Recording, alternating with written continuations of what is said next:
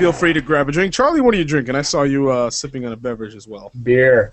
Which kind? Which kind? Bud Light. Good. Classic. Classic.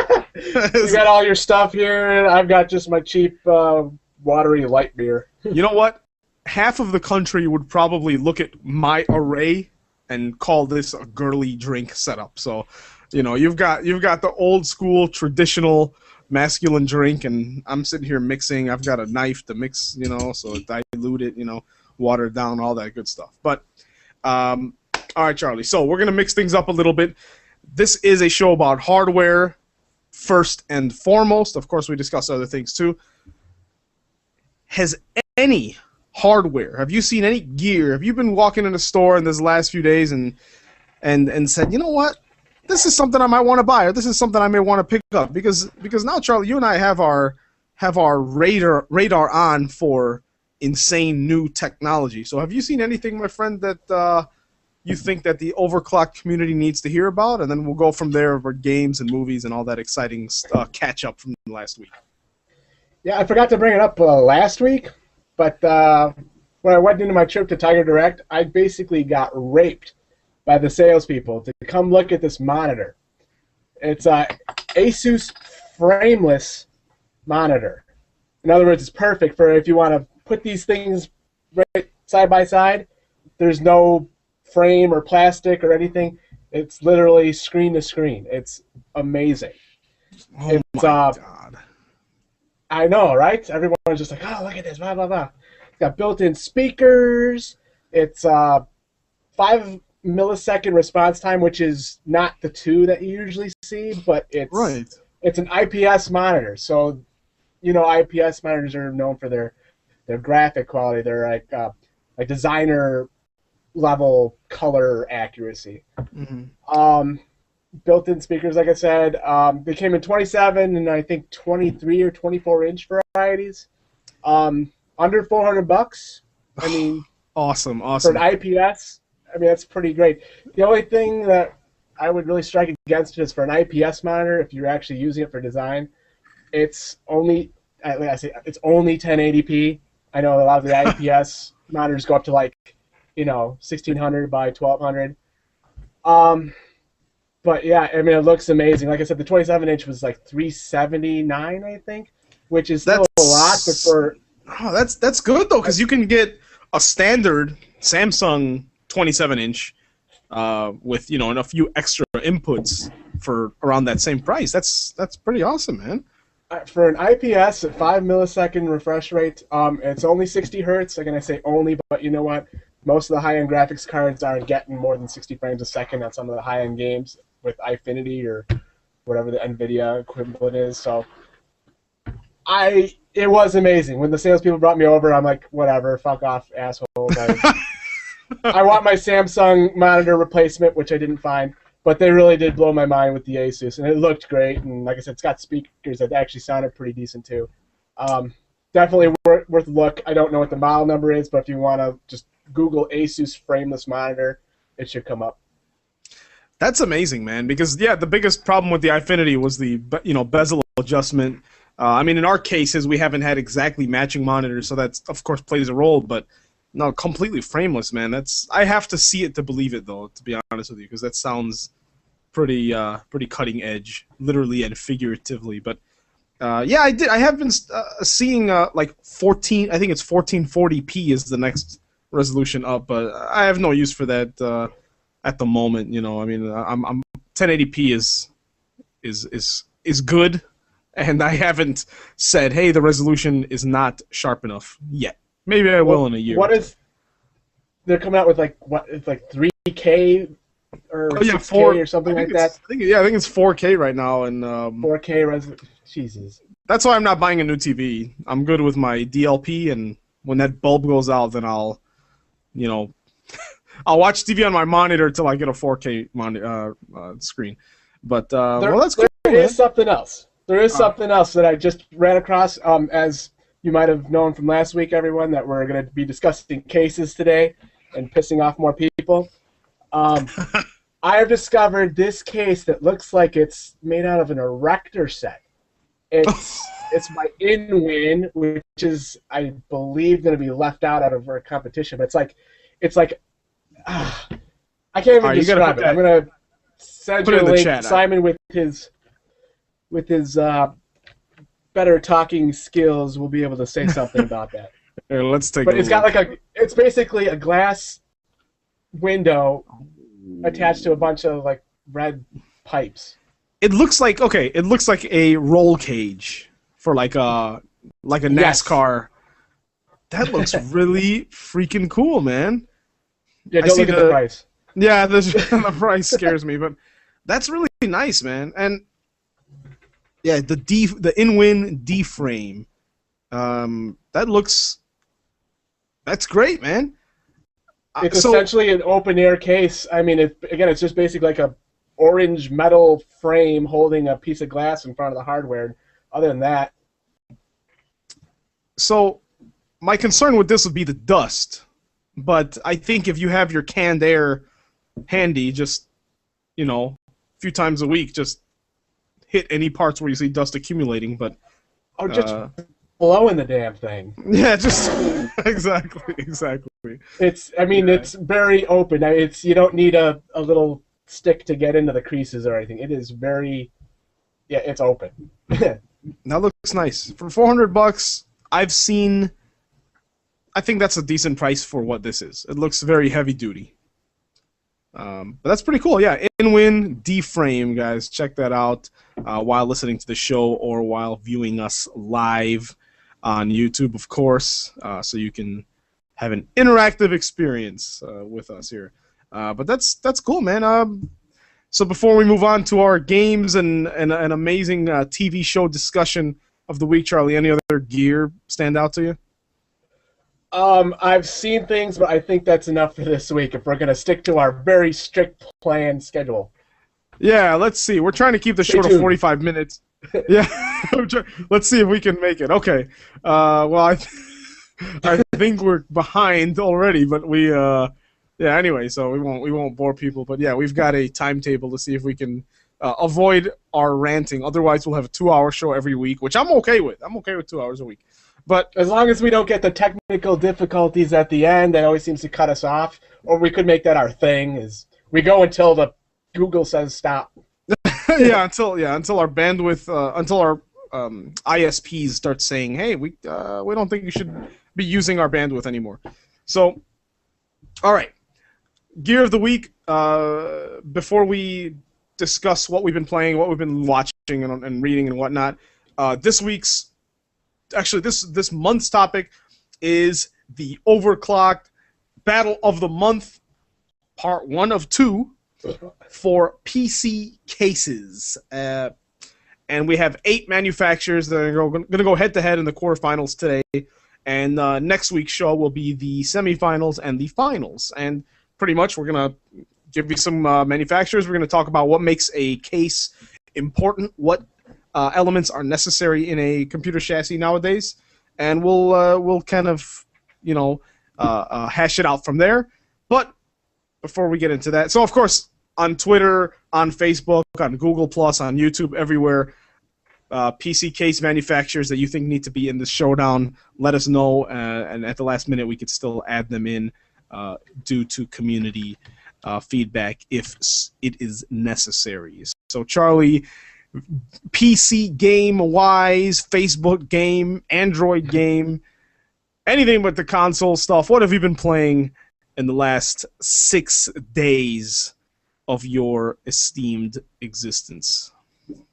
I was a big fan of Cut the Rope, but I seem to be more on the Facebook game. I think I brought up Candy Crush last week. I absolutely hate that I like it. But it's basically Bejeweled Blitz, except you get to take your time and slow down, and you got to beg people to get to the next level, and that's kind of turning me off. But I have like 5 friends that play, so friends that I haven't seen in about 10 years. But so beside the Candy Crush, which I don't recommend at all. It's a guilty pleasure. It's not great. The Witcher. I beat The Witcher.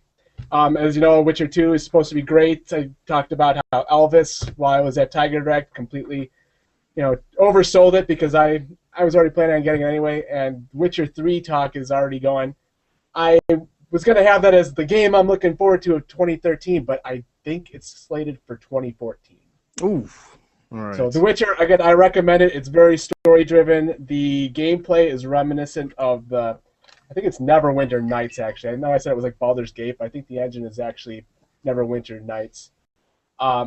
It's okay. By the 3rd chapter out of 5, you can pretty much just use this flame spell and go straight through it, but the choices and the story are pretty good. Well, what I'm interested in and what the community is interested in is how intense does the sexuality get in that game? Because last week you talked about getting kind of trophy cards for the girls you've bedded. Has that gone any further in your experience? Well, you pretty much bed probably 2 or 3 of the characters per chapter. Some of them are just random townswomen. Some of them are main characters. They basically don't show anything. They blur some stuff in the back. I mean, you see, like, not even nudity, just blurred heads close to each other, and then they show your sex card, which is, usually shows a little bit of tea, and I don't think there's been anything on the bottom half, but, you know what? It's a step forward in the right direction. We still haven't played part 2 or part 3. That gives them plenty of time to incorporate more adult thematic elements in there. Great, man. Great. Well, Candy Crush Saga, I keep seeing invites. I'm going to play it just to see what's going on and so that I can blame you for getting me into a new addiction. And The Witcher, like I discussed last week, I have to get into it because I also want to play part 2. And I'm going to get into sequels that I'm excited for in a minute. And I haven't even beaten the first games, so I need to catch up on the Witcher trilogy. For me, I played the indie darling sensation known as Fez. Have you heard of this game, Charlie, or its history? I think I've only heard of it. All right, there's this movie called Indie Game, the movie. It's Netflix, There's a supplemental app on Steam of it where it has, interviews and interactive games that you can play that were mentioned in the movie and stuff like that. And pretty much this this movie follows the stories of 2 games, of Fez and Super Meat Boy, which I'm sure you've heard more of Super Meat Boy. I've heard of Super Meat Boy, yeah. Yeah, crazy, fun game. And it just shows the struggles of indie developers, working out of their house for years at a time trying to get these games together. And Fez is the brainchild of, for the most part, one guy. I think his name's Phil Fish. And he struggled remaking this game from scratch over and over again. It finally came out on Xbox Live Arcade last year. Made a ton of money. He's a huge success, a la, Jonathan Blow and Braid, at that height of success. And and within the last month, Fez has come out on the PC. To make a very long story short, Charlie, it's a 2.5D platformer, pure puzzle game, and it has. To make a long story short, anyone who's played it knows that it's hard to explain the intricacies without spoiling it or sounding long-winded. But the creator of this game said that ideally he wanted players to draw their own map of the world. Huh. That's how complex it gets. There is a language, a numeric, an alphanumeric, and a shape-based language he created, 3 languages in the game, that are secrets. Half of the game, you don't even need to know these languages, and then halfway through, you're like, wait a minute, this whole time I've been looking at tombs and walls and runes with these languages in it, and these languages correspond to button inputs. So it's like, this guy, I don't know how one human being created this world. But it's an insane experience. I played it for several hours the other day, and then when I got to that level of it, when I got to that enlightened stage of understanding the whole world, I just stopped playing it. I can't. I am too old for this, Charlie. I cannot. I appreciate it. I respect it so much. And I'm like, dude, it's awesome. I'm going to tell everyone I know to play it. But after that, I'm like, I can't deal with this anymore. It's too much for my feeble, uneducated mind. So I reinstalled BioShock 1, hot off the heels of BioShock Infinite. And it's my first time playing it with maximum settings. So it looked beautiful, of course. That game still holds up very well. I think you said that the other, when we were talking about Infinite a few weeks ago. And it looks great. I just watched The Great Gatsby in theaters, and it has that same 1920s, feel in BioShock. So it's just what a great game, man. Play BioShock 1 again. Good stuff. The little sisters still creep me out. Big Daddy still creep me out. Splicers are still frightening. And then finally, I downloaded Planescape Torment, which is... Oh, that's an oldie. Yes. Old stuff, man. But I've never played it. And like I've said many times in the past, my PC gaming life didn't really start till about, I think Descent was the first advanced game I played on my computer, and it was like on the 6 floppy disks, of course. But I didn't play any RPGs on the PC or anything like that. I didn't even play Counter-Strike on the PC. I kind of was a console guy, So Planescape Torment, to me, I love old school RPGs, console RPGs like Shadowrun and whatnot. I didn't realize how much influence games like Planescape Torment have on the console games that we all love so much. So like I said, I'm pretty ignorant when it comes to the origins of PC RPGs, but that game was definitely... Actually, the first 10 minutes of this game are exactly influencing Shadowrun for the Super Nintendo. So, pretty good game. That's all. I didn't really play much of it, but so I played 3 completely different games. They all blew my mind, and I'm pretty tired. And then we'll move on to our what we've been watching. And Charlie, Game of Thrones, man. Game of Thrones. Once again, we are the official Game of Thrones and PC Hardware podcast, and Game of Thrones is getting good. And ever since you told me that Ygritte, the redheaded wildling girl of Jon Snow, is one of your favorites, I've been kind of eyeing her in a different light, and I like her character, man. She's getting good, but Daenerys is still my number 1. How are you liking it? I think we're almost done with the season, right? Or are we about halfway?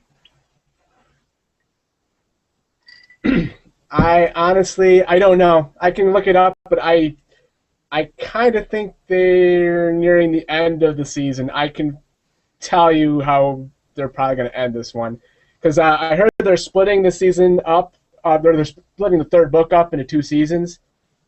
Ooh. And there is a big event in the middle of the 3rd book. Okay.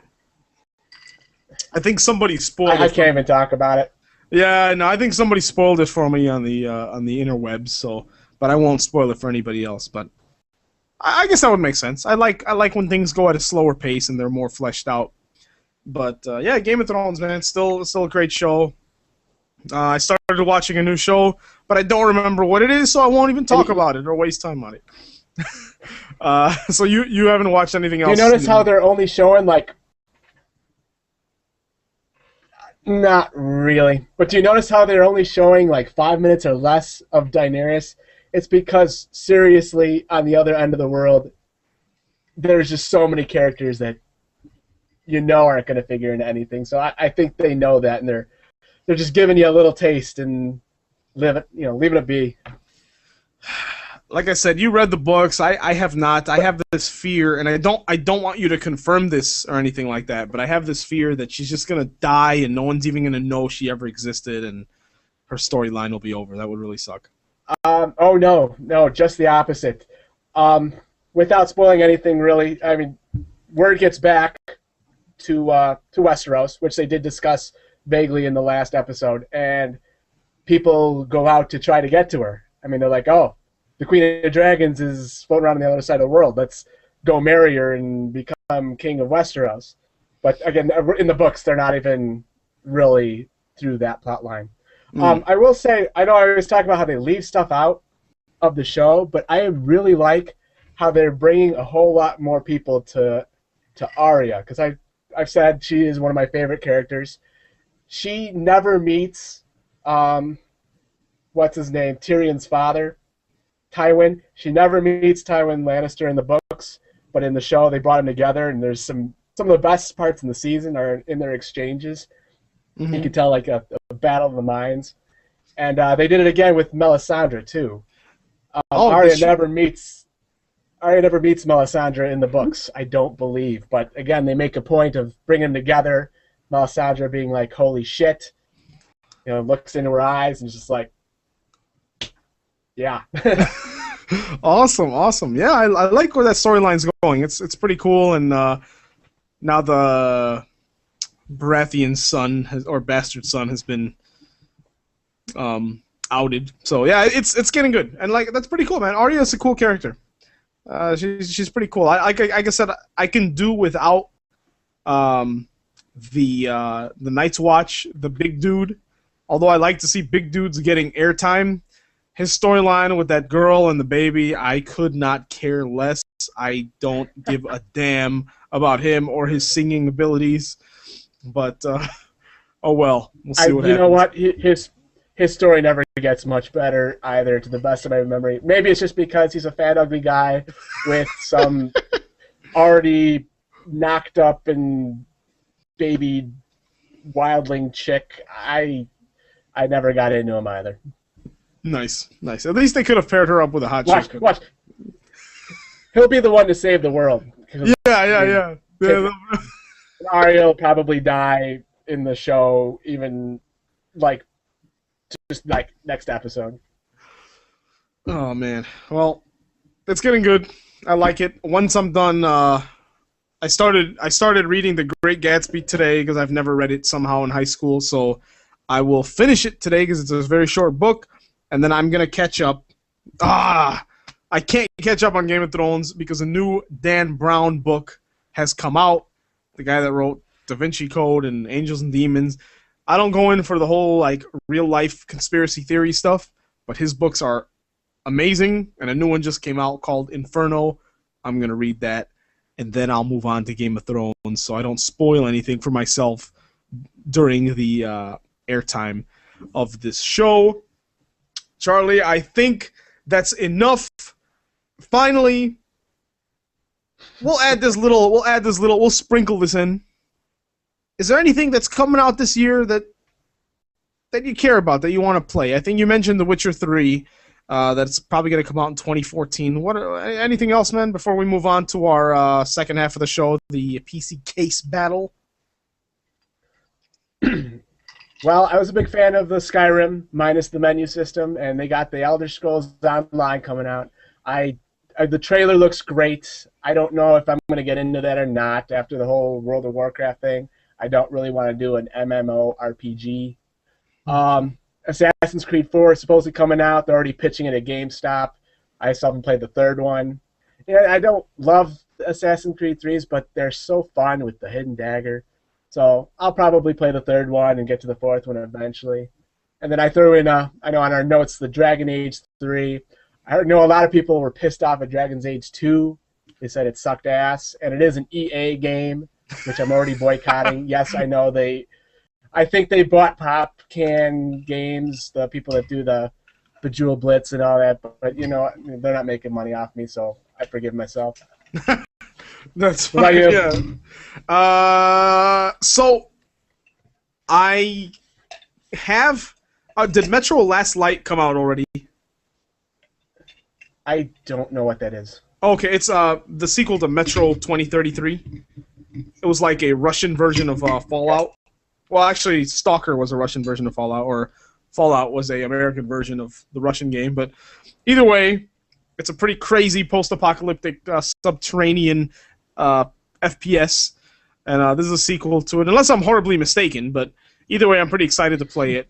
But I haven't, if I'm mistaken, forgive me, someone, but I'm pretty sure that's the damn sequel. I haven't paid much attention to it.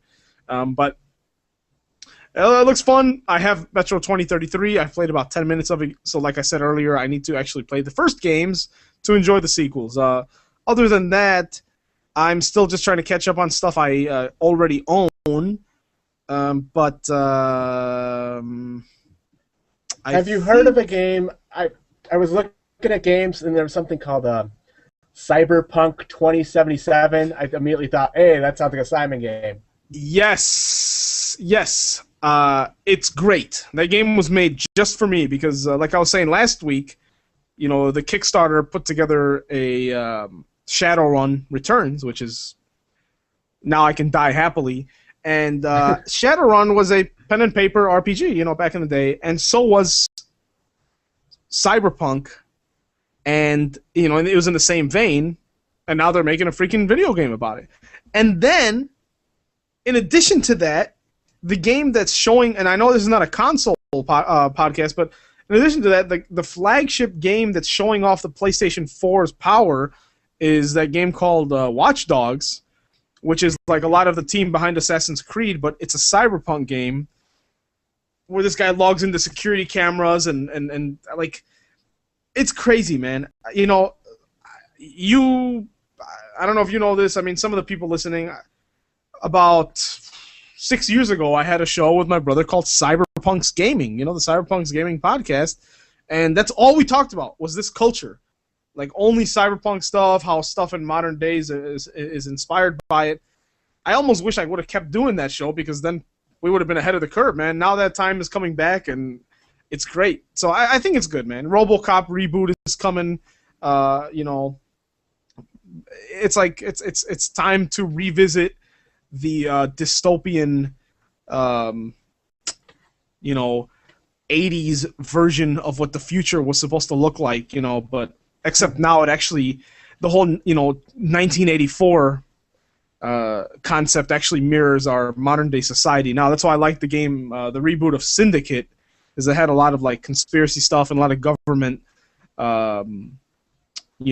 oppression themes that mirror our society today. Not to get too deep, but the cyberpunk idea, like if you watch RoboCop and you watch Equilibrium and Matrix and all that stuff, back when they came out, they were like, oh, that would be a terrible world to live in. And there's a lot of like weird stuff going on like that now. So I think it's a perfect time for cyberpunk culture to return. I mean, look, on freaking on Steam, on the front page, you got System Shock 2 has been re-released. Of course, no doubt, because it's Irrational Games, the makers of BioShock, but that's a cyberpunk as it gets right there. And if you haven't played that, pick it up. It's like $10. So yeah, Cyberpunk 2020 looks. I think it's 2020. I don't even remember, but yeah, it looks good. 2077. 2077. Just in that same vein, just curious, did you play the original Deus Ex? Because I heard that was supposed to be good for its time, but I haven't. I own it. And like I said, that came out when I wasn't really playing PC games. Everyone, including our good friend Rex Mercer, probably listens to the show, always talks about it being amazing. I own it. To me, it doesn't hold up well, but I have no nostalgia for it. But from what I hear, the Deus Ex Human Revolution, which is one of my favorite games, is very similar to the original. So I need to play it. I do have it on Steam. I bought it for like 10 cents back in the day. I don't know. But yeah, it looks it's something I should definitely spend some time on. Yeah, Assassin's Creed 4 looks interesting too. I have Part 3. I played about 5 hours of it and got sick of the terrible stealth mechanics. So I hope they fix it up a little bit, because nobody wants to be in a sequence for 10 minutes long and someone detects you. Someone unrealistically detects you in the shadows, and you have to start that entire 10-minute sequence again, over and over again. I hate stealth sequences like that, and Part 3 is chock full of them. So hopefully Part 4 gets rid of that a little bit and focuses more on the action and the storyline. Because I love pirates, and it looks cool. It looks like fun. Did you do Deus Ex? Did you do Deus Ex stealth style? Just curious. No. I know we had this conversation too. I did it all just murdering people in the craziest way possible. But you did it, right? You did pure stealth. I did it. I got the trophy to prove it. Yeah. And did you go through It was a second? lot of replaying. I can imagine. Dude. Oh. See, did you play it again, like pure killing machine style? I replayed so many sections so many times that I did not have a replay in me. But I did enjoy the game, despite that. Nice. Yeah, no, it's fun. I mean, like I said, if stealth games are done right, it's really fun. It has to make you feel powerful and in control. If you feel like, if someone catches... Some of the Assassin's Creed games and Deus Ex, if someone catches you, you're like, holy crap, now I have to kill them and everybody else. And you do it, and then you move on. Assassin's Creed 3, someone catches you, it stops the game and restarts the section. Which to me makes no sense. Yeah, like that sucks. Like if I want to say, I blew it, give me the choice to restart that section. You know, like a real hitman, if they get caught, okay, they blew their cover, now they have to kill everyone, move on to plan B. Not, okay, you caught me, kill me now, and my mission's over. Oh, come on. Ridiculous. Yeah, now that I think about it, Assassin's Creed 2 is like that, too. Or one of the sequels, or I don't even know. There's so many Assassin's Creed 2 dots. There were 2 sequels to Part 2. But trust me, if you play Part 3, you'll see it's even less forgiving than the 2 games. So, it sounds like we had a fun week. It sounds like we actually had a chance to play some games. It's getting nice and hot outside, so I hope that we get to play some games this week. But Charlie, second half of the show, this is more of the introduction. Next week we'll have the finals to this tournament. So this is more of the groundwork we will lay. We'll see what the community thinks, and then next week we'll actually make the decisions. But so here's my monologue, Charlie. We have 8 brands listed on this list, which I'll reveal in a moment. But before we make anyone face off, before we eliminate and get down to 4, here's my question for you. Here's my question for the community and everything. 15 years ago, our computer cases were white, solid, maybe a vent here and there, boring, utilitarian. That's it. You open it up, everything was packed so tightly that you couldn't change anything out without, tearing a wire or scratching your hand up. And then probably early 2000s, everything went the micro ATX route. You started seeing little LAN boxes. They started integrating lighting, and they started getting really crazy. Like, wow, that doesn't even look like a computer, right? And then once we got into that level, we started saying, hey, you know what? I want to put 2 graphics cards in my PC, and I think because I'm putting these big, new, Fermi graphics cards, they're gonna heat up. I need a lot more cooling in here. And if I'm putting all this cooling, I may as well put some fans with lights in them. And so now we get to the extended ATX full tower cases, with 7 PCI slots in the back, and 5 5.25 slots at the front, and a 3.5-inch slot in the front. 240 millimeter fans, just a lot of stuff. Big old cases like I have. The half 932, and your case is pretty big as well. So that was, I'd say, 8 years ago till about now. And so that brings me to my question, Charlie. So a few years ago, we would have been talking about the big, crazy, superpower cases with a lot of fan slots and all that stuff. Now we have liquid cooling. Now we have more practical solutions to those problems that were solved by having a big old case with a lot of slots. Now we don't necessarily, unless you're doing a big workbench or you are a graphic designer or video producer, for people like us, we don't need 4 video cards. Actually, I know very few people who even will prefer to do 4 video cards anymore.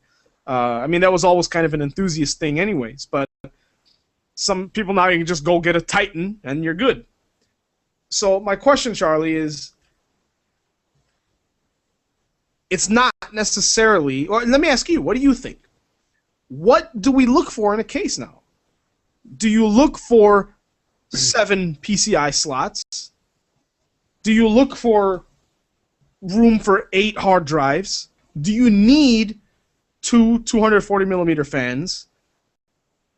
In this day and age, in 2013, with the type of hardware, with the type of performance hardware that exists now, say for example your budget is $2,000, okay, and you can afford liquid cooling and you can afford a solid state drives, all that stuff.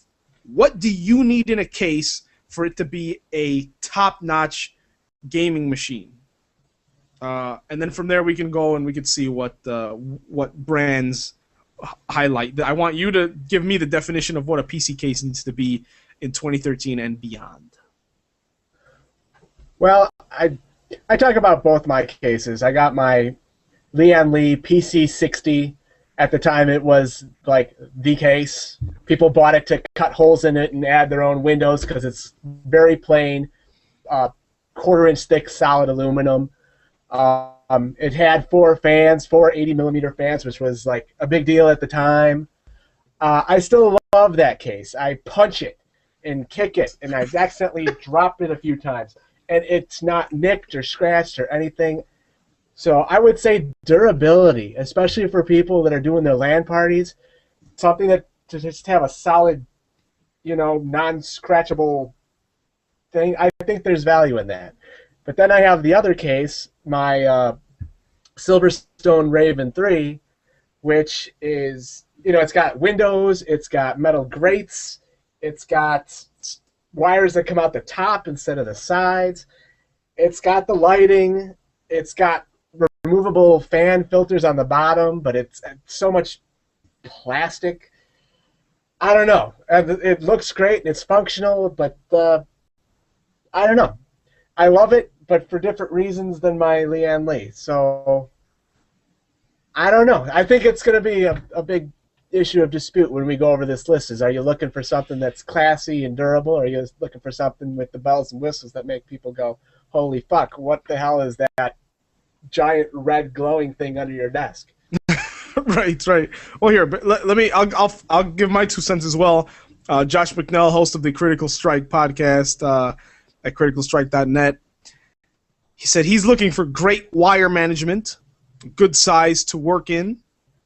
He always gets full towers for full size towers for ease of assembly and moving things around. Even as things get more compact, even as airflow improves, even if I have liquid cooling, I think that what I like about PCs, and like we highlight every episode, is that I like to be able to change things. I like them to be modular, even if it's not a level 10 GT, it's still modular. You can still change things around at any given time, and I want to have plenty of room. Like I like the half 912. I've built 2 machines and a half 912 in the last 6 months, and not my machines, the friends' machines, and I like it. It's a nice case, but I prefer building, and I prefer modifying things in my 932. I like to have all that room.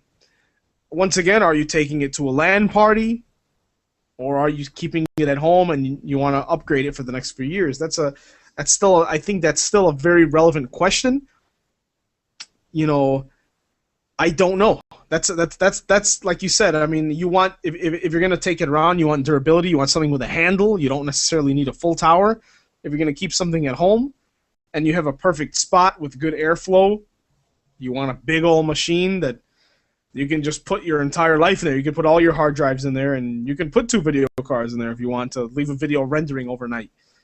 So it's gonna come down to the wire definitely, but we can agree on 2 things, Charlie, right? Durability and which you highlighted, and I'm gonna say accessibility, to change things around at ease and to fit any possible component. So to me, something like the half 932 or the big old Corsair that you mentioned the last two episodes ago, something with liquid cooling slots, with room for any size fan. I think we need something like that with accessibility to any hardware. So durability and accessibility. What do you think about those 2 to start off? Okay, yeah, I know I went mostly superficial with my assessment, but yeah, Durability, accessibility, of course. The big one you hear is cooling. How much ventilation? How many fans? Yeah, okay. So durability in terms of the outer shell, right? Making sure that it's going to hold up and making sure the internal components don't shake around, right? Sure. Accessibility in terms of being able to get in there and move stuff around and be able to fit everything. Cooling, very important, has always been important, even if you have liquid cooling. So cooling has to do with the hardware. So let's say airflow / room for a liquid cooling system. Okay, yeah, I admit I haven't done much liquid cooling, but when you start talking liquid cooling, you are talking about, what do they call them?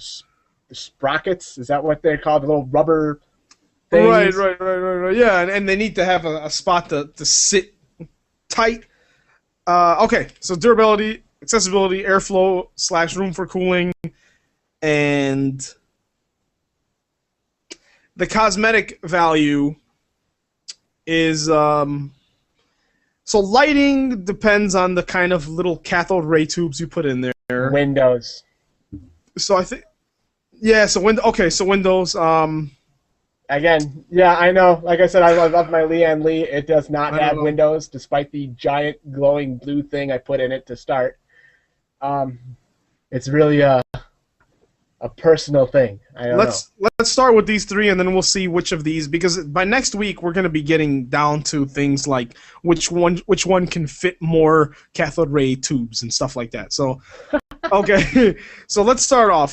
Charlie, you go ahead and mention the 8 brands we have. In the next 10 minutes, we're going to narrow it down to 4, and then we're going to continue next week in the semifinal. So, what are the 8 brands we have narrowed it down to, sir?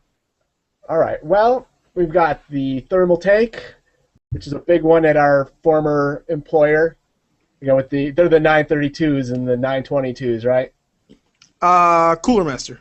Oh, that's Cooler Master. You're thinking of the V3 and the Docker and the Commander, and they have a lot of really crazy stuff. The Storm Scout and the Chaser, the Overseer. Yes. Okay, Really so cool I got stuff. them mixed up. Yeah, but they're all black, and they're very similar aesthetically. True. You got the Corsair. Corsair does not have that many actual chassis out, but all of them are good. You got your 600T, your 800D, I believe, which is huge. And I even like their Carbide series, the 400R, I think they are. Mm-hmm. I mean, they're simple, but they're cheap and, they're simple, but you still have your fans and you're glowing if you want it. Right. You got your Lian Li, who has trains. Refer to episode 4, I think, where we discussed that. Yes, they have a case that is a moving, functioning train. But all right, we got Lian Li. What else do we have? So yeah, Lian Li. They're mostly aluminum cases with windows. Nothing too fancy, except for the train. But very classy. Very it's a well-known brand. If you don't know who Lian Li is, you're not a gamer who's ever shopped for a case here. True, very true. Fractal Design. They're not what I would consider one of the big names, but you hear them and you see things in the enthusiast magazines every now and then. I know you were considering a case that was a Fractal Design, right? Yeah, and our community rig of the week, we had one on there. They are in the same vein as Lian Li. They're minimalist. They're solid design. I'll go into them more, but yeah, they're more on the Lian Li and you have another few on here that I'll mention, but they're definitely not the thermal take and of course Cooler Master type. Okay, next up is Silverstone, who you say you're a little less familiar with. They've got 3 main lines. They're the Fortress, the Raven, and the Temjin. Basically, all of them are aluminum. One of the Fortress chassis is, I think, one solid piece of aluminum, as in, there's not multiple. It's like one rolled piece as its main part. It's very interesting, very economical design. Ooh. Of course, my case is a Raven 3, which I don't particularly care for. But again, they've got the 90-degree rotated motherboards, which is, I don't think anyone else does that. It gets the wires coming out the top. Suppose it works with airflow to keep all your cards, vertical and let the air through there. Again, I don't know if that's really a big deal, but I really do like the wires coming out the top. So I like it. That's what they're about. Definitely have a look at their website. Antec, they're a big name that we did not carry in Tiger Direct. They are not, I wouldn't put them with Lian Li or Silverstone, but they're extremely popular. We discussed the Antec Landboy before, which is a modular case with, you can put a fan pretty much anywhere you want. It's just like a solid mesh case.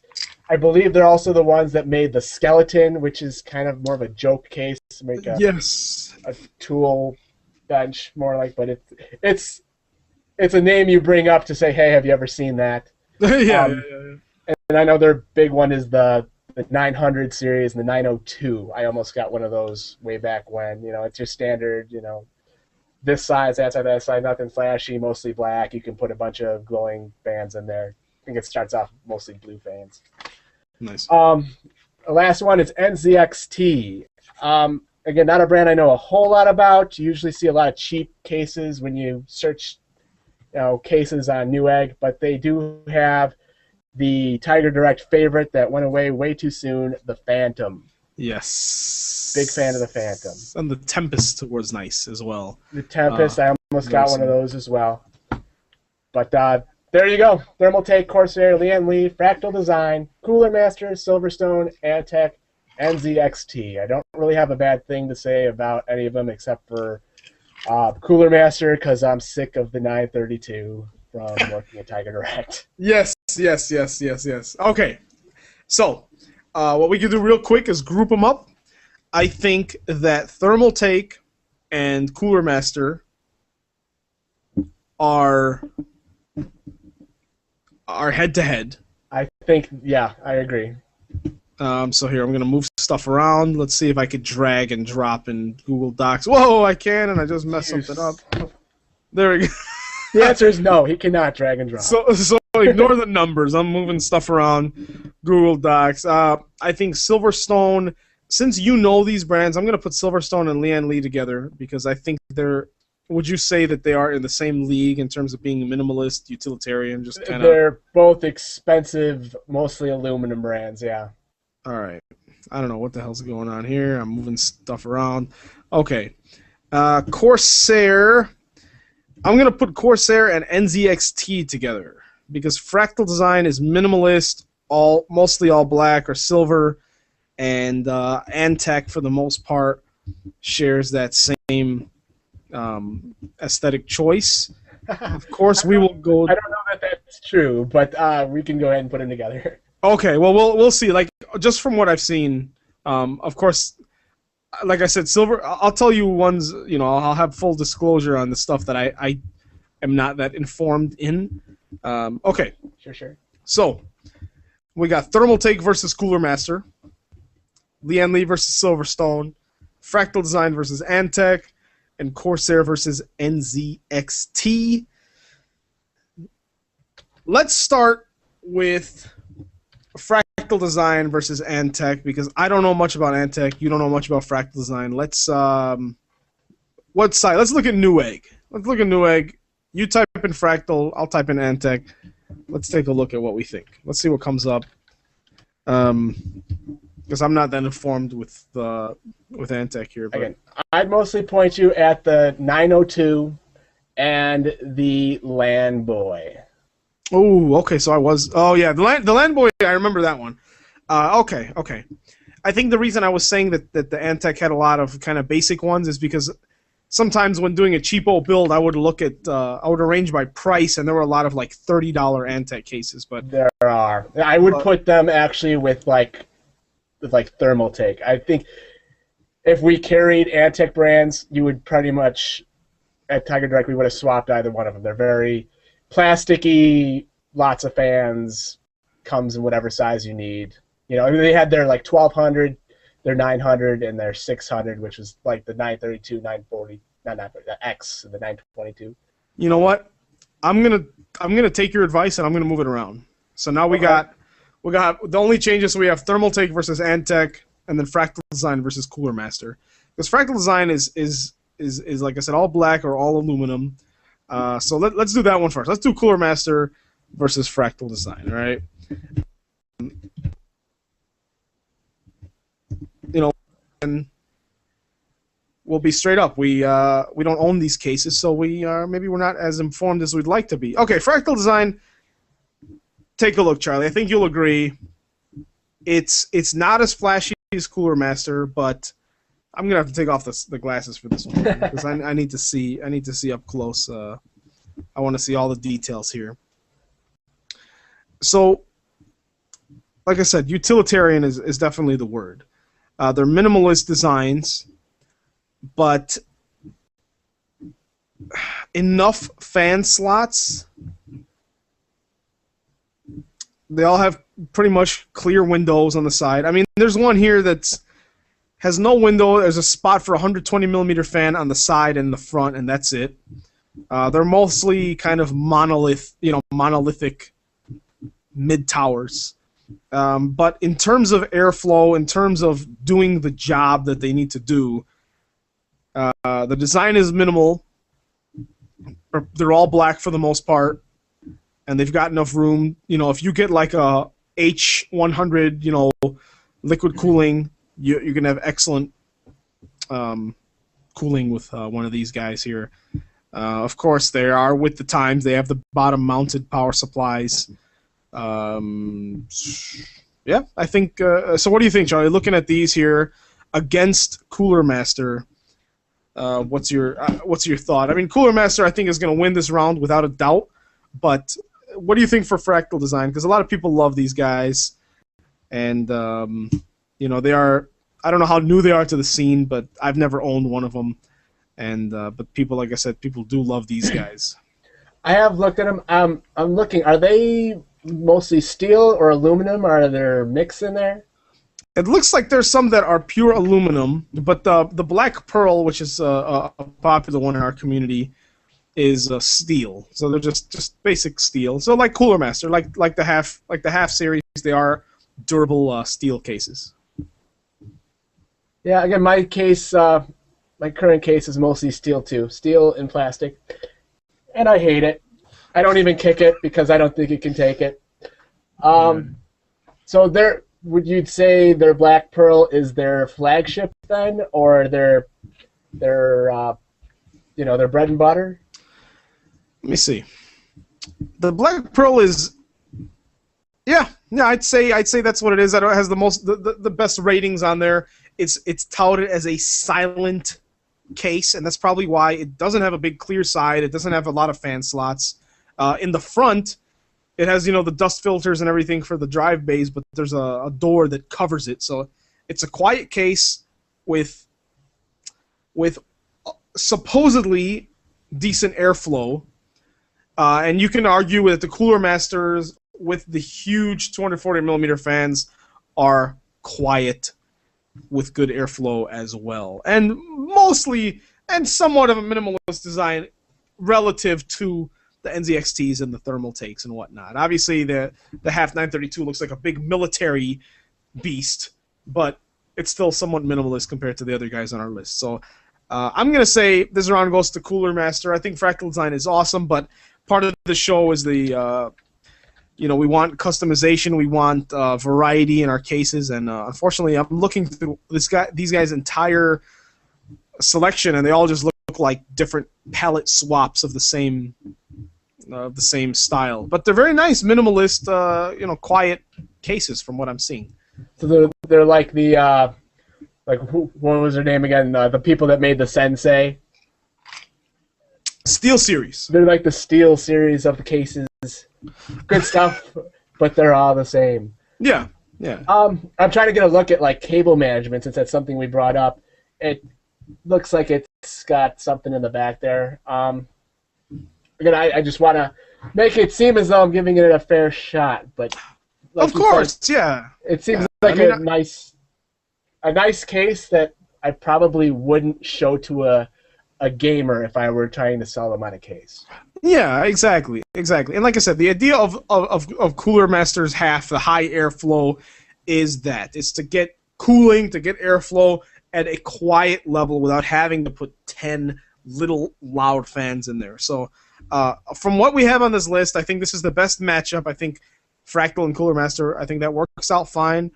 And I think Cooler Master wins this round. I mean, they have the unfair advantage. They've been around for a while. They have a great variety. But Fractal Design has been around long enough to they could have added some flair to their designs or added like a land one or put one with a handle or you know. But if their idea is minimalist, then I can't argue with that. But in terms, they're really going for the gamer crowd. I'd almost right. It looks like, to be honest, it looks like they're going for like the graphic designer and video editor crowd, like the art school guys that just want to have something that looks edgy but quiet and does the trick. You know, people that use Macs. Exactly. Hey, that's a good point, man. A lot of these look like you can reply. I mean, there are a lot of white cases on here. That's actually pretty funny. I do like their white cases. Don't get me. I like a white case, but yeah, I'm still gonna say Cooler Master on this one. Just they got the Storm. Oh, I love that Storm with the handle. God, it's beautiful. Okay. All right. So Cooler Master wins. Good job, Practical Design. Put out a little more variety, and we'll give you another fair shake, maybe on our holiday episode. Let me throw the next one to you, Charlie. Lian Li versus Silverstone. These are the two I know the least about. And from what I've seen, my early bias goes to Lian Li. In terms of variety, Silverstone, it seems like they have the more durable machines, but I will divert to you while I go on and I look at some products of both brands.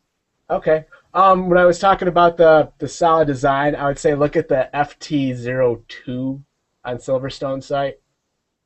You can also have a look at some of the Ravens. They're all pretty much the same, except they're longer. I got the one that I got right now because it's a little smaller, and I was keeping my case on my desk at the time. I will say I know Lian Li better, though not their entire lineup. So I'm having a look. And they've got the same problem with the very, you say monolithic. It looks like just a solid piece, but when you're dealing with solid aluminum, you really can't do a whole lot. So I have heard a strike or two against Lian Li's quality as of late. My Lian Li is like 8 years old, so I can't really speak to that. If anyone that's gotten a Lian Li in the recent times, I'd love to know how they're looking.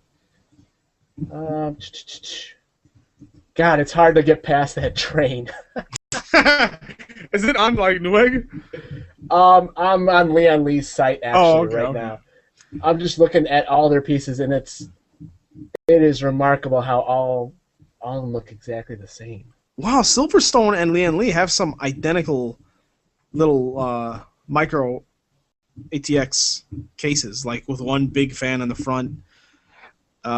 So for what I'm, from an outsider looking in, I see a lot of, once again, minimalist black cases with unique airflow options and a lot of, like I said, a lot of micro ATX and mini ITX and a lot of LAN boxes. Like, they both seem meant for home theater PCs and LAN parties. And I don't see an advantage either way. I would say, and they both have aluminum cases, man. Oh, the RV04, the Raven 4. I haven't seen this yet. I didn't think it was out. I'm going to look at that. Yeah, I'm not sure how much there is to see. For those of you that are wondering, I've recently looked for new Raven cases, and this must be within the last month. The Raven 4. God, if anyone gets one of those, let me know what you think. And my major gripe against the Raven 3 is the plastic, which again goes against Silverstone's reputation of being, solid aluminum, usually very expensive cases.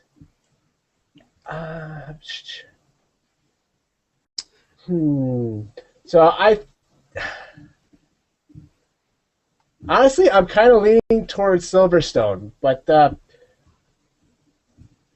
I couldn't tell you why. I think it's because I've been shopping for cases for so long, and Lian Li in the last 5 years hasn't really come out with anything that's remotely different. It's a window on the side, a fan on the bottom front, and a train.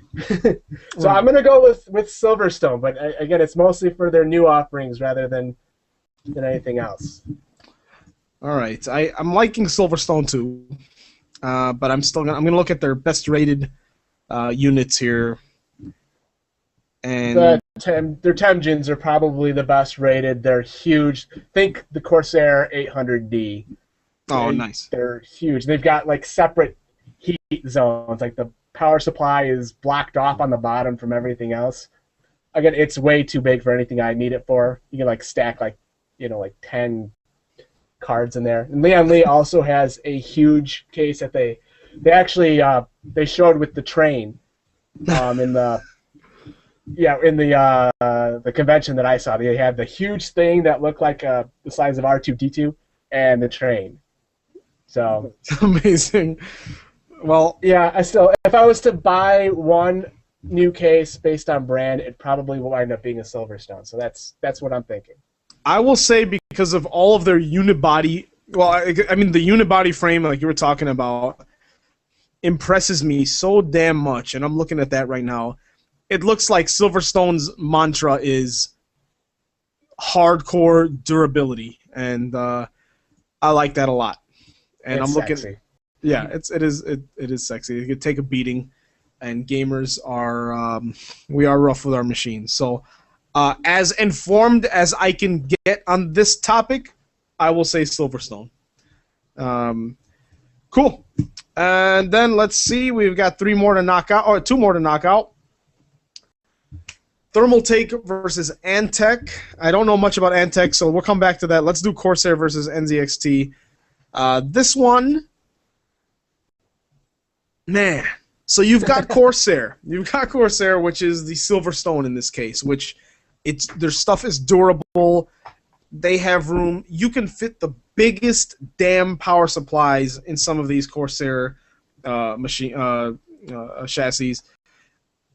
They are meant for performance, without a doubt. They are solid material, and they're just very heavy. Like, you can drop it on your foot and break your foot, like when the case is empty. These things are huge. The NZXT are beautiful for modding, are the gamers' cases, huge side windows, beautiful fans, amazing airflow, and really cutting-edge design. I think that this one's going to come down definitely to a lot of opinion on our behalf, Charlie.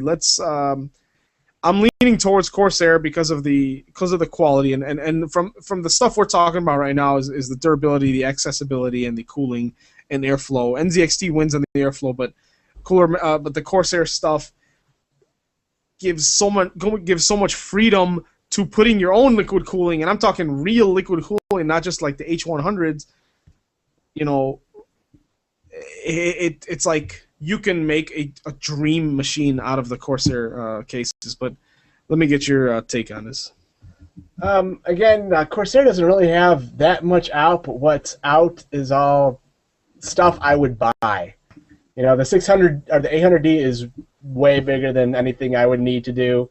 At our store, they did make a $6,000 computer out of it with SLI 680s, I think. Right, and it stayed cool somehow. Yeah, it never went out. I don't think they were able to get a sound card in there with all the cards taking up the slots. Right. And again, when I was shopping for a case, my finalists were the Raven 3, I think the Antec Landboy, but it was all plastic, and the Corsair 600T, which you will be hard-pressed to find a bad review on. So NZXT, most of what I know about them is what we had in the store. We had the Tempest, which I considered, but I heard a lot of gripes about breaking plastic on the front. Oh. We had something, I think it was called the Zero, I think. It basically, its claim to fame was it had room for like 4 120 fans on one side. It's kind of neat. And of course, the Phantom, which was a huge favorite. I don't know why we stopped carrying it. For those of you who don't know what it is, it's basically like Star Wars Imperial Trooper, like red, or Stormtrooper white, or Black Trooper black, with like patches of fans, like in black grill. It was very slick, very large, very well liked. Again, I don't know why we stopped carrying it. I think they're still making versions of it, though. Yeah, the red one, like, there's nothing exists like that red one, man. Like, that's so beautiful. Such a beautiful case. Outside of the Phantom, though, I'm not really too impressed by what I see. They kind of fall into the, like, goofy-looking genre. And the problem is, too, they look fun. Like, if my little cousin was like, hey, I saved up money through summer, and I want you can you build me a gaming machine so I can play Call of Duty? I'd be like, yeah, let me build. I'd probably get an NZXT case for him, you know? But it all looks like if you bump into it, you will break. It's like cars nowadays that if someone riding their bike crashes into your bumper, it'll crack the whole fender, you know? Like it looks like all of these look like really cheap plastic, and from what I've felt with my own hands, the plastic is just that. It's kind of easily breakable plastic, and I don't want that feeling on any component. Like the front panel on my half 932 has that kind of cheap plastic feel, and I can't stand it because of that. All you need to do is go on Google and type in Corsair 900D. I don't think there's a better case, Charlie, than this. I mean, in existence. I'm looking it up right now because I admit I'm not familiar. It's bigger than the 800D. In the back, if you remove the back panel, the back side panel, this thing has a good 1.5 inches of cable management space, which is. I mean, look at this thing, Charlie. I mean, what? It looks like there's room for like 12, 13, I don't know, a lot of hard drives or optical drives. I do see all the rubbery, spidery things for the cable management to go through. It's got that separate section, like I was telling you, with the Temjins or the Silverstones, where it's got the power supply completely blocked off from everything else. Again, they say for cooling. I don't know. Mm-hmm. But, yeah, I don't think it's even close. I think Corsair wins this one pretty easily. Right. NZXT definitely gets points for the cosmetic value, but unfortunately, like you said, they get a little tacky, and it gets to the point where not everything is... It doesn't... Performance is not at all reflected in their design choices, unfortunately. I'm looking at the website for, it's literally Corsair.com/900D, and it just, wow. I mean, they've got some nice stuff going on inside the case, which helps sell it, but yeah, their words are understated overkill, which sounds about right. I really want this case, man. Look at those 4. You can put 4 120mm fans in the power supply area. That's absurd. It looks just for the power supply. Yeah, I mean, and dude, this thing looks so durable. I think I may get this for my next build, man. It looks beautiful. That thing is got to be 2.5 feet tall. Yeah, let's see. Let me see if there's a detail here for it. It's 20. Yeah, it's just about. It's 25 inches high. Mercy. And 27 inches deep. Yeah, it's 27 inches deep. Can you convert that real quick for our overseas audience? Um, I don't know. What's a meter? I don't know. It's about a meter tall. Yeah. Yeah, I it's, think a meter is a little less than 3 feet. yeah, it's huge. It's freaking huge. So Corsair wins this round, and then Charlie will do one last battle, and then we'll finish episode 6, and then have the rest of this intense fight on Ironhammers Overclocked episode 7. The final round in the semifinals, in the quarterfinals, I'm sorry, Thermal Take versus Antec. Once again,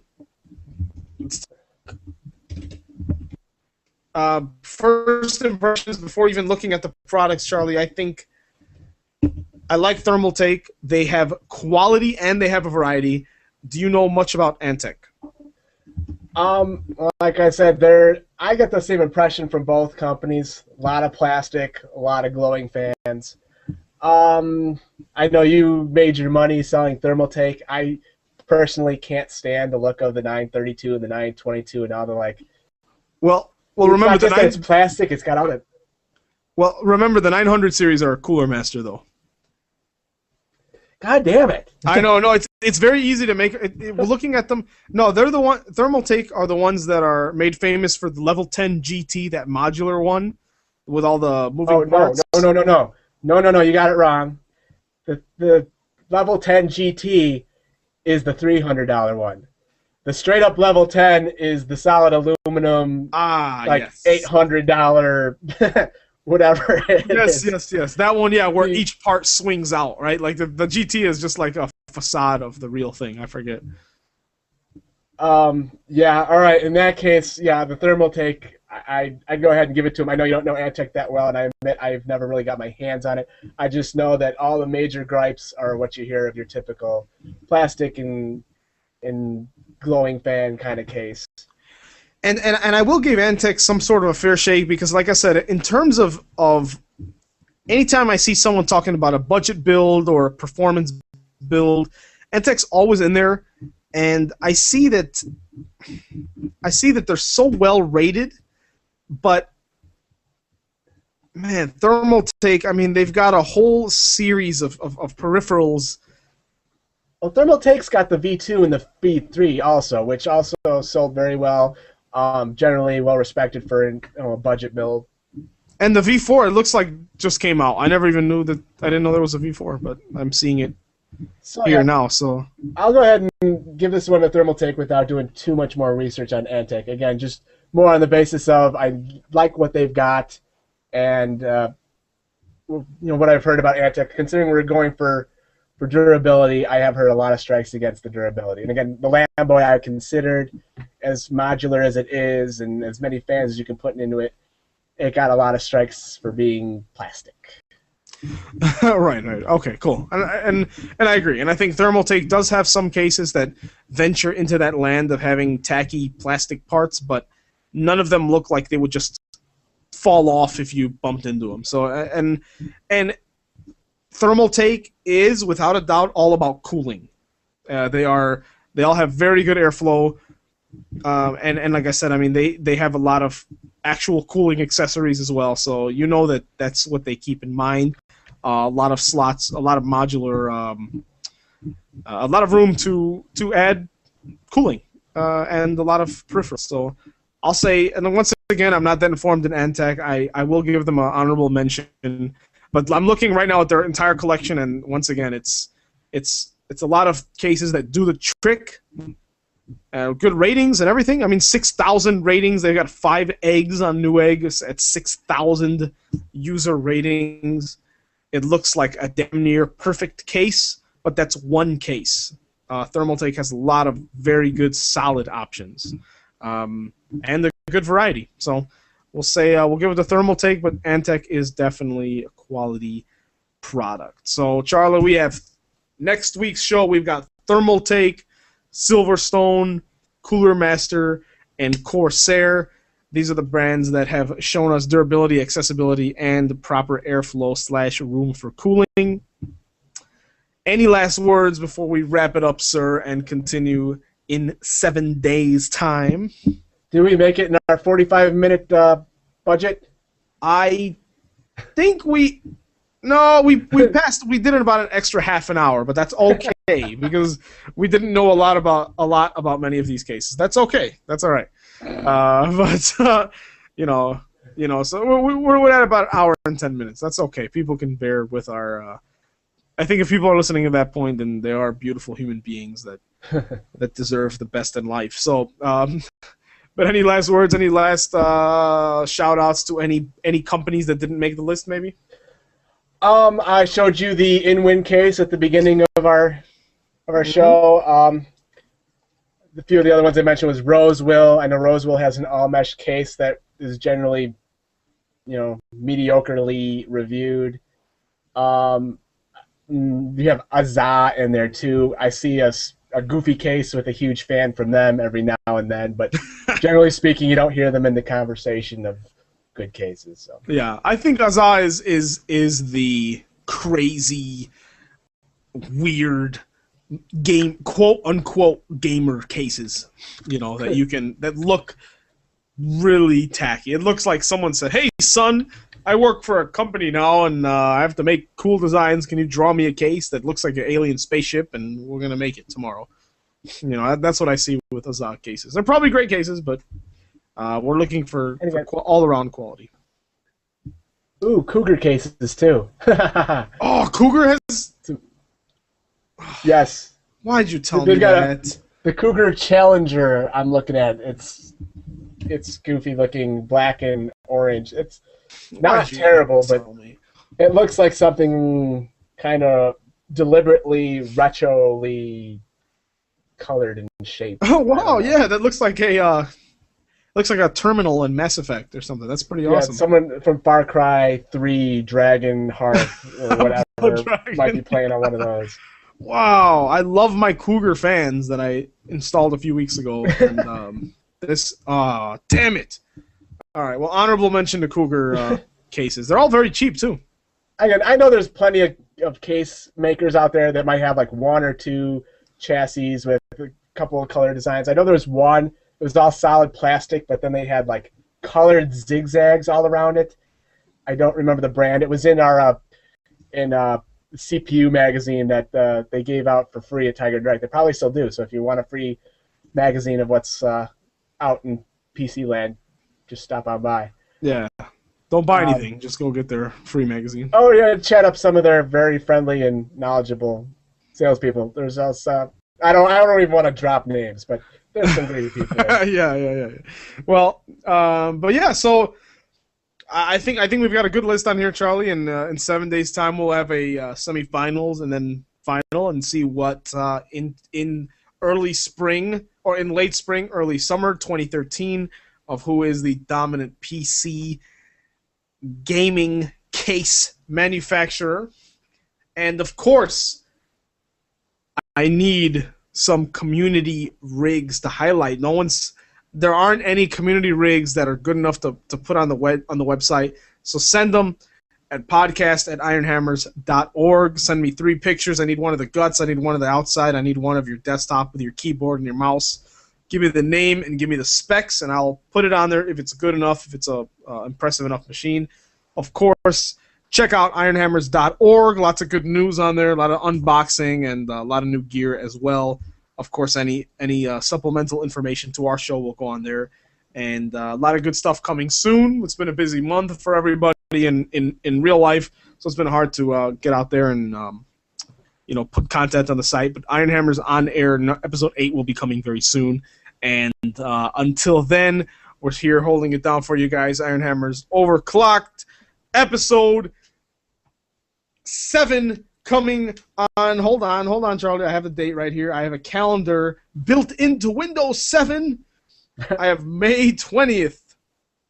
I feel like that's a holiday or something, but May 20th, 2013 at 10:30 p.m. Central United States of America time. Wait. Go on. 5/20 is a Monday. Are we doing it on Monday? No, that's Tuesday. Oh, 21st, May 21st. Thank you. May 21st. I don't know what the hell's going on. I'm these sunglasses and I don't know screen, but I'm gonna get that IPS monitor, Charlie. I want that Asus IPS monitor. And I'm going to catch up on some games. Folks, play some Fez, watch some Game of Thrones, and play some Witcher. And we will see you guys in 7 days. I don't know how many hours that is. But we'll see you guys in... hold on. We'll see you guys in... I hit the wrong key, Charlie. Hold on. See, now I have to find out what that is here. We'll see you guys in 168 hours, all right? That's not a lot of time. That doesn't sound right. Does it sound right to you? 100 and... sure. 168 hours. Actually, 167 hours. Guys, thank you for listening. If you're listening to the MP3 after the fact, make sure to check out the video if you can, so you can see me creating fire, so you can see me drinking, so you can see Charlie's handsome looks, all that good stuff. You see a lot of cool stuff. I have, cool new sunglasses every week. I mean, these are things you only will see on the video podcast. So, folks, we'll see you. Charlie, I'll see you next week. Have a wonderful and enchanting week, sir.